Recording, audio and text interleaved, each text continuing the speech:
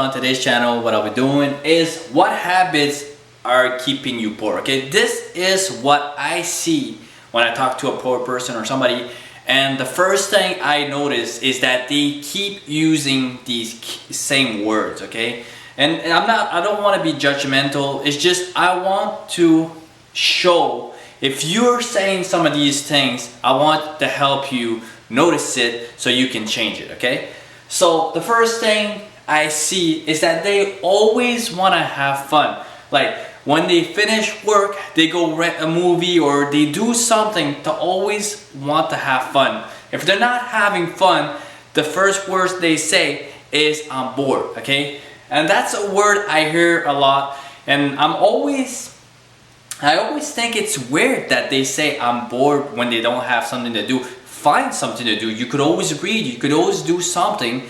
Change your time for value and you won't be bored. Okay, so that's the first thing that I see. They're always focused on having fun. Okay, the second thing is that I don't want to sacrifice. I don't want to wait till the future. I want it right now. So they don't want to sacrifice, or they don't like the word sacrifice. Okay, they want everything right now. If they want something, they want it right now. They don't want to sacrifice and wait 20 years or 10 years to have whatever they want. They have almost like a short-term mentality where they need what they want right now. They're not looking, okay, if I wait a couple of years, I can have what I want and more. So the third factor that I see is that they justify their comfort.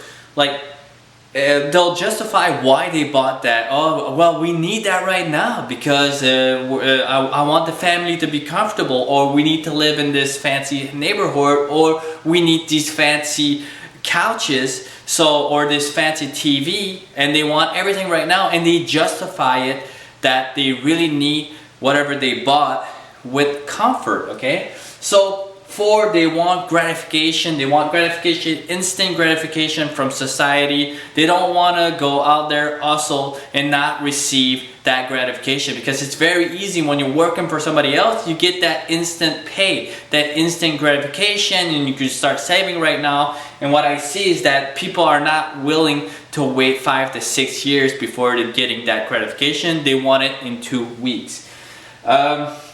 The fifth thing that I see is that they're scared of being judged. Okay, that happened to me. At first, when I started out, I was really scared of being called cheap, because everybody was calling me cheap when I was young. Okay, not today, but when I was young, like I had no choice. I had no choice to be careful with my money, because if you're not making a lot, it's not what you earn, it's what you keep. And I had to cut all my spendings. Like I didn't go out to hockey games, I didn't have a car, I would run to go get a haircut. And the first thing I was so scared of being called, which happened all the time, was being called cheap. Okay, and a lot of people are gonna call, not a lot of people, like what I see these people are saying, they're calling everybody cheap.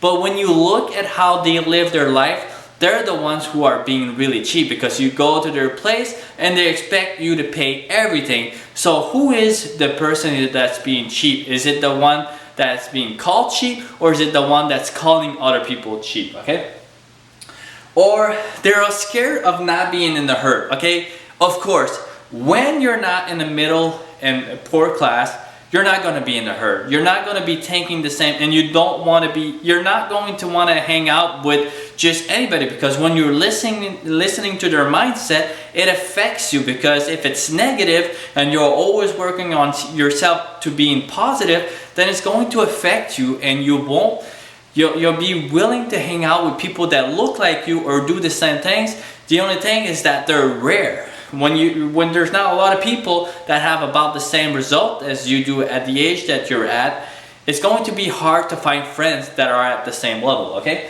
so that fear is legit. It's telling you something, because fear is there for a reason. There's a reason why there's fear in our lives. It's to help us, guide us through this experience that we're living on earth. And fear is telling us if it's a good idea or a bad idea. And sometimes maybe fear is telling you that you're not at the level that you wish to attain these goals. So if the goal is too high, life is telling you through fear that you need to acquire more knowledge in order to achieve this goal. The sixth factor, they want to follow their passion. They're talking about their passion. I want to follow my heart. I want to follow my passion. It's sad, but I've never made money through my passions. I joined the military when I was 18 years old. I didn't like the military. It was hard. I had to wake up at 4:30 every day. I had to work out every day. I had to have this strict diet and everything, and it was hard. And yeah, it was hard and it was not my passion, but I was making a lot of money and I was able to save a lot of money. And it's not easy to save money. It's not a passion to save money. But what I like to learn about money. I like to learn about investing, and it became my passion, but it wasn't easy. So at first it wasn't a passion. It became a passion because I became great at it. I became great at saving money and investing money.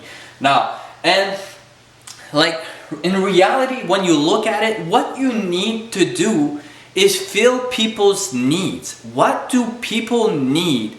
Like avionics, it's a good career because a lot of businesses need a professional or a skill set for you to accomplish that job. So you're going to acquire a good salary for completing people's needs. So be focused on what people need and not what is your passion, because if you try to follow your passion, you might be happy. Okay, maybe I'm wrong about this last point, but I've never made any money following my passions. What I've made money through was doing the things that I didn't like construction. I didn't like doing construction. I didn't like investing in real estate, and I didn't like to manage people in real estate, but there was a lot of money to be made there, and I wasn't following my passion. I was following the most impact, where I could create the most value. And sometimes you could do something like work on your car, fix your car. It's not fun to work on a car. It's not fun to do construction. It's very hard, but it's very lucrative. Okay, so these are the 6 points that I see that are common between poor and sometimes middle class that they keep saying to me. And at first it got me really agitated when I heard a person talk like this, because I could already categorize them in a section, okay? It's like a poor person that hears a rich person say profit. They don't like that word, okay? So it's all how we perceive the world. And if we can catch ourselves thinking in a certain way, our life can change around. And this is what this channel is about. This channel is about you protecting your capital and learning how to make it grow, okay? If you like this kind of information, like, subscribe, and I'll be seeing you on the next video. Thank you.